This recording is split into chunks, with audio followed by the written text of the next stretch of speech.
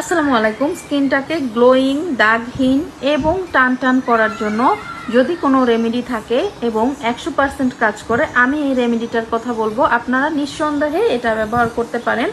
কোনো রকম কোনো সাইড ইফেক্ট নাই, কোনো রকম কোনো হ্যাসেল নাই, একদম ইজি বানিয়ে রেখে দিবেন। 7 থেকে 10 দিন পর্যন্ত আপনারা এটা ইউজ করতে পারবেন, চাইলে আরও বেশি রেখে ইউজ করা যায়। তো আমাদের প্রথমে তিসির জেল বানিয়ে ছেঁকে নিতে হবে। আমি একটু পাকনামি করতে গিয়েছিলাম, ছাঁকনি দিয়ে ছাঁকতে চেয়েছিলাম, কিন্তু এখানে হচ্ছে এটা হয় নাই। তো আমি এরপর হচ্ছে একটা সুতি কাপড় দিয়ে ছেঁকে নিচ্ছি। আপনারাও চেষ্টা করবেন সুতি কাপড় দিয়ে ছাঁকার জন্য। এটা একটু গরম ছিল, যার কারণে আমার হাতটা একদম লাল লাল হয়ে গিয়েছিল। একটু ঠান্ডা হলে তারপর করবেন, আবার বেশি ঠান্ডা করতে যাবেন না, তাহলে কিন্তু জেলটা ভালো মতো বের হবে না।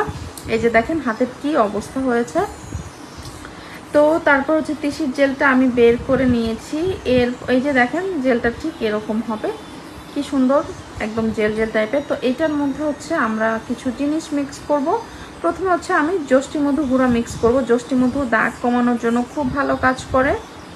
তো এখানে 1 চামচের মতো যষ্টি মধু দিয়ে আমি এটাকে একটু মিক্স করে নেব। এটা সহজেই মিক্স হবে না, এটাকে অনেক নাড়াচাড়া করার পর মিক্স হবে, যদিও ভালোভাবে মিক্স হবে না। এরপর আমরা এর মধ্যে মঞ্জিষ্ঠা গুঁড়া অ্যাড করব। মঞ্জিষ্ঠা গুঁড়া স্কিনটাকে গ্লোয়িং করার জন্য অনেক ভালো কাজ করে, এটা ব্রণ কমায়, র্যাশ কমায়।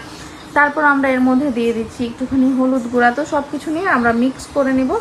মিক্স করার পর আমরা হচ্ছে এটাকে আইস কিউব বানিয়ে ডিপ ফ্রিজে রেখে দেব।